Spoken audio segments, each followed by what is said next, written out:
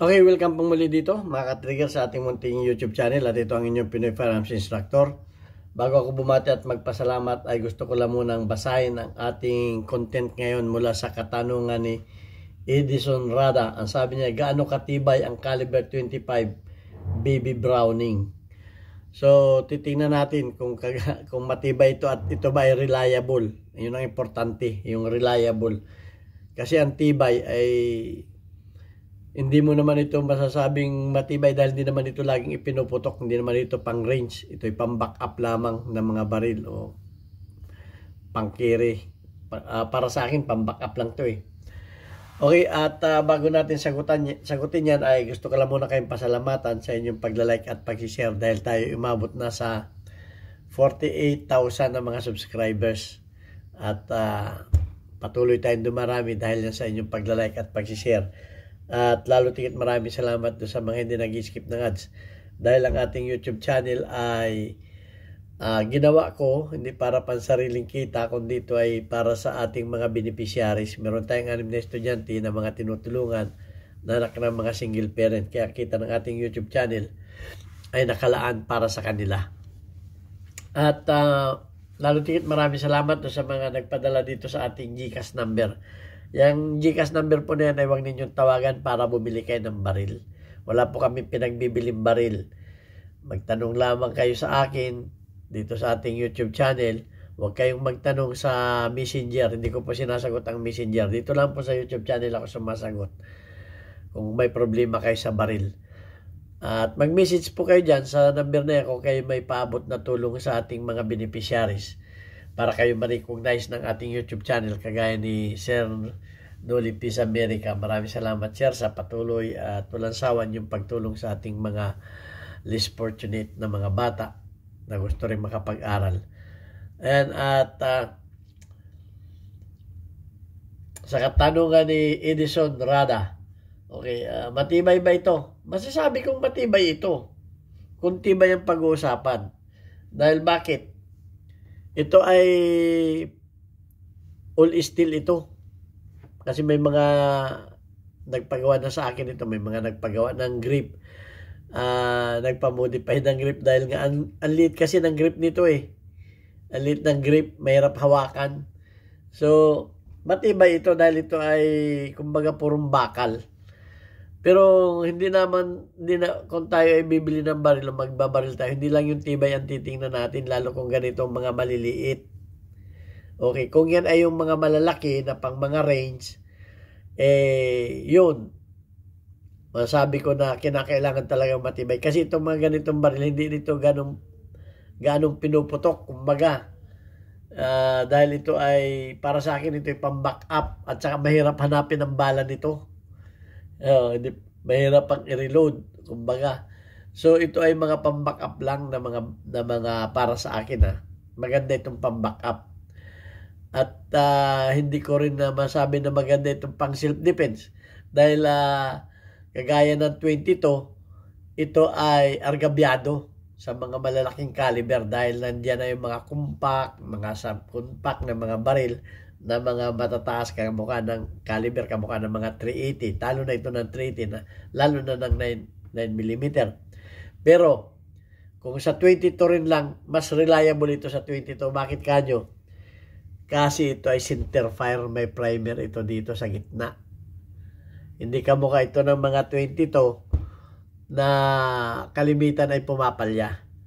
At saka ang kagandahan pa nito sa 22 ay medyo mataba naman ito. Sa 22, malaki-laki ito.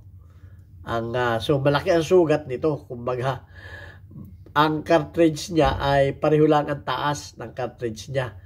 Okay, mahaba lamang ng kaunti itong 22, ang kanyang head, mahaba ng kaunti. Pero mataba naman ito. So, pagdating sa penetration, may ang penetration ito. Mas malakas ang penetration ng 22. Dahil ito ay mas high ang velocity ng 22 dahil ito ay mas magaan at mas mabilis. So, ang kagandahan naman ito, full metal naman ito. Okay, full metal ito. So, ang payo ko sa mga may mga ganitong baril ay bumili na kayo ng mga bala na pang ano, kung meron itong mga bala na mga hollow point, kasi argabyado na kayo sa liit nito pero ito ay magandang pang-backup dahil nga ito ay magandang i-conceal, napakaliit. Ang hirap lang dito ay mahirap itong iputok kasi ang liit nito halos isang daliri lang ang makakahawak dito ang makakahawak sa grip, sa iksi. Kaya yung mga minumodified ko dito, yung grip hinahababaan ko medyo nakalubog na yung magazine. Nilalagyan ko na lamang yung magazine ng patos o extension para kasi nga ang hirap hawakan ito ang kaya medyo sa liit nito ay mahirap ding itama itong mga pang-close kumbaga pang mga 5 meters kasarapan lang ito sa mga 5 meters. So at saka ang kagandahan nito ay maganda ito dahil ang nito ay machine finish ito. At ito ay kinukumpara sa mga Swiss na mga relo. Kinukumpara ito ng mga experts. So basahin natin para kasi nung una hindi ako nagbabasa, maraming baser Kaya sabi ko nga sa mga baser, itong ibas ninyo itong mga binabasa natin. Okay, sabi nga dito reliable ito, considered reliable at high quality firearms. But ito nga, limitation lang ang power nito due to small size cartridge dahil sa limitation ng power. Ayun nga, thin ang grip can make it difficult to handle, mahirap hawakan dahil nga maliit lang yung kanyang grip. And 25 ACP, ang ibig sabihin ng ACP ay automatic Colt pistol ang nito, auto Colt pistol ang bala nito dahil ito ay Browning cartridge cartridge is low in power compared to modern caliber. Ayun, sa mga modern caliber ay low ang power nito. Though its center performance better, ito yung sinabi ko na sa kanya kanina, mas maganda naman ito, reliable kaysa sa mga 22 kasi nga center primer ito Okay. At ito ay reliability and quality. Dahil ito ay precision machining ang gumawa nito. Ang gumawa nito ay precision machining. The Browning was known for its precision machining. Similar to Swiss watch. Kinukumpara nila sa Swiss watch ito. And is considered one of the more reliable 25 ACP. Okay, reliable ito. Dahil nga ito ay center fire pistol available according to the American Rifleman. American Rifleman ang nag-confirm nito. Center fire primer, ito na. The 25 ACP cartridge uses a center fire primer which generally more reliable for self-defense. Okay. So, kumbaga, sa self-defense, mas reliable ito. Dahil nga, kisa dito sa mga rimfire. Kung kukumpara natin.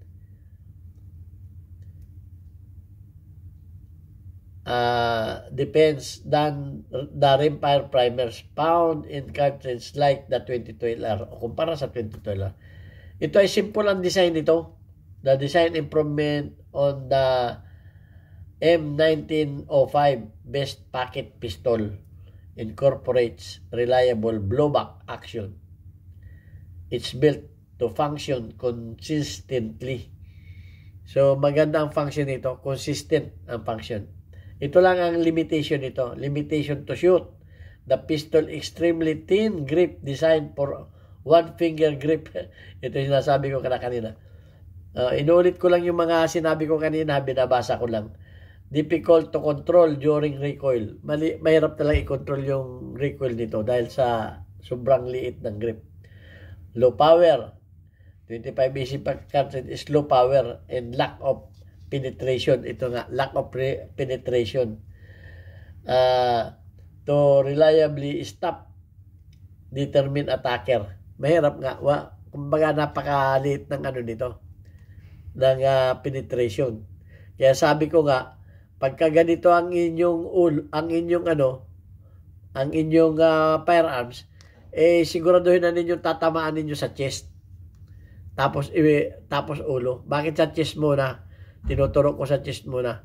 Para siguradong yung unang putok mo tatama. Kasi kung inulo mo ko kaagad at sa hirap nitong iasinta dahil sa liit nga, siyempre, baka dumaplis yung una mong tama, yung una mong putok. Mas maganda yung una mong putok may tama na.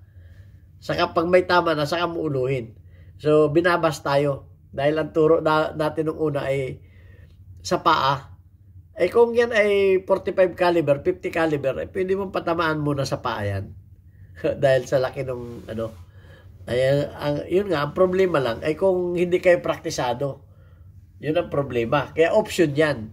Option. Kung praktisado kayo at magaling kayo bumaril, ay pwede ninyong patamaan sa paa. Pero kung hindi kayo praktisado, ay huwag na sa paa. Yun naman ang sa akin. Kasi binabas tayo para matatama mo sa paa. Kung hindi ka nga asintado at hindi ka marunong pumutok, baka nga hindi mo patamaan sa katawan, di sa katawan mo muna patamaan na. Pero kung ako siyempre option ko yun. Marunong naman akong bumaril, di sa paa ako patatamain dahil ayaw ko rin namang makamatay. Kumbaga ang sabi sa self-defense ibabalance mo din yung pagka-aggressor niya Okay, i-stop mo lang yung pagka-aggressor niya. Pag tinamaan mo ng 45 caliber niya sa paa, mahiya nang bumangon yan. Pag sa paa. Pero kung ganito, 22, 25 caliber, bakit mo papaahin yan? Siyempre, sabi, nagbago ng ihip ng hangin Una, sa paa mo, ang turo mo, sa paa pataman. Sa mga high caliber yun. Pero kung ganito kung may utak ka ba, alit na ng baril mo, papaahin mo pa, edi tatalonin ka pa ng patalim yan. Pagka ganyan kalit ang mga caliber mo, siguraduhin mo ng tatamaan.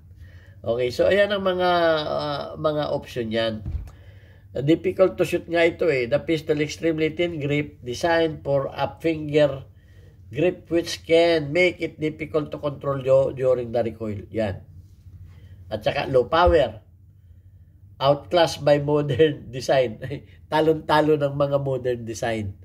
So, maganda lang talaga itong pang-backup. Pang-backup ito. Kung sakaling yung main mong baril ay mag-malfunction, ay meron ka pang isang pang-backup. Mabuhusan ka ng bala. Pang-backup nga lang Ito para sa akin ay pang-backup. Pero kung walang-wala na, ay talagang pwede itong pagtiyagaan. Kung wala ka ng baril kung ito lang ang baril mong license, siyempre dapat license. Masabi ko dito mas maganda ito kaysa sa wala. Bakit? Pumuputok ito Huwag mo sabihin dito nakakamatay. Makakamatay ito. Pero pag ikaw sinusugod, habang pumuputok ka, umatras ka. Bakit makabuting ka ng pamalo At kung kaya mo nang patamaan sa ulo, uluhin mo na. Self-defense nga ibabalance mo Bakit mo inulo 20, 22, 25 na caliber na nga lang yung gamit ko hindi ko pa uuluhin yan. Aggressor yan. Yun ang mga palusot dyan. So ayan, ito ang mga ito. Talagang outclass ito ng mga modern design.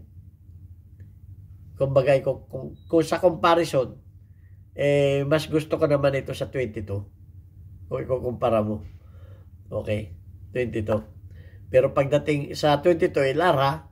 Pero pagdating sa mga Magnum, ay mas malakas ang Magnum dito sa tingin ko. Mas malakas ang Magnum dito. Okay, so, bahala na kayo kung hindi kayo kumbisido sa akin. Kung sa mga Magnum 22. Sa Magnum 22 pa rin ako. At ang isa pa, ang baril lamang nito ay nasa 2 inches lang. 2 inches mahigit. Nasa mga 2.25 lang. O, yung iba, 2 inches lang. So, alam naman natin, may mga 22 na mga mahabang barrel ay tatalunin sa velocity. Kasi paghaba ng barrel ay mas malakas ang velocity. Ay 2 inches lang ang barrel nito, o ganyan lang ka-iksi, o. Tapos ay low caliber pa. Ay anong gagawin mo diyan? Eh talagang uluhin mo na kakaagad yan kung kaya mong tamaan sa ulo. Okay, so ayan ang masabi ko dito. Pero sa tibay, matibay ito. Dahil yung pagka-craftsman nito ay machine. At kinumpara nga nila ang pagkagawa nito ay sa mga Swiss watch eh. Dahil sa liit nito. Hindi ako nagsabi niyan ha. Ang nagsabi niyan ay ang nagsabi niyan ay American Rifleman. Okay? So ayan, ang masasabi ko lamang dito at tibay lang naman ang gusto nyo matibay ito. Siguradong matibay. Dahil full steel ito. At yun nga, sinabi ko na lahat yung dapat kong sabihin at tumutugba naman dito sa Ito ang conclusion Conclusion. The BB Browning is a reliable and well-made pistol. Okay, well-made pistol for its intended purpose. Anong intended purpose mo nito? Para sa akin, ang intended purpose ko nito ay pang-backup. Hindi ko ina-advise ito na pang self-defense dahil nga maliit. Kung mag-self-defense kayo, pinakamababa na 380. Okay. Medyo malakas-lakas. Dahil nga sa liit nito, unang-una, ang hirap nito itama sa liit. Okay, purpose. Extremely compact nga ito eh. And concealable firearms. Pang-conceal, mapakaganda. However, its reliability comes with a significant trade-off. Difficult to handle the grip and very limited stopping power for the 25 ACP cartridge, which should be considered for self-defense. Yan. I-consider ninyo. I-consider ninyo yung liit nito, pang self-defense, yung stopping power, ang i-consider ninyo dito, kung pang self-defense, yung maliit, mahirap hawakan, mahirap itama, dahil nga sa igsi ng barrel, 2 inches lang. Ang maganda lang talaga dito ay pang-concealed weapon. Pang-concealed at pang-backup. So, yan. Palagi ko nasagot ko na. Sobra-sobra na yung sagot ko. Bala na yung mga baser dyan. Kung ano ang pagkabasa ninyo dito. Okay, so, pwede kayo mang-bas. Wag lang yung personalan, ha. Wag lang. Pag sobra na personalan yung pamabas ninyo sa akin, isasako kayo. Pwede ninyo kontrahin kung gusto ninyo. Dahil kanya-kanya naman tayo ng paniniwala eh. Okay, so, ayan. At babasahin na lamang natin yung may nagpapa-shoutout. Shoutout daw sabi ni Marjo Piano. Okay, so, shoutout doon sa ating mga community spotlight natin. Si Alfredo Isidro, perfect ang engagement. Shout out din kay Calibre Jr., meron kang 2 engagement. Shout out din kay Raymond Nang, meron kang 8 engagement. Shout out din kay Randy, meron kang 100 plus engagement. At shout out at welcome kay Tonkos Vlog, meron kang 1 engagement. Okay, shout out sa mga kababayan ko sa Pinamalayan Oriental Mindoro. Ayan, puntahan ninyo Papa Burger doon sa dati kong masishop. Madaling puntahan yan. Albarsi Street, Pinamalayan Oriental Mindoro. Okay, God bless us. Hanggang sa muli natin video, magtanong lang kayo at sasagutin ko sa abot ng aking makakaya. God bless.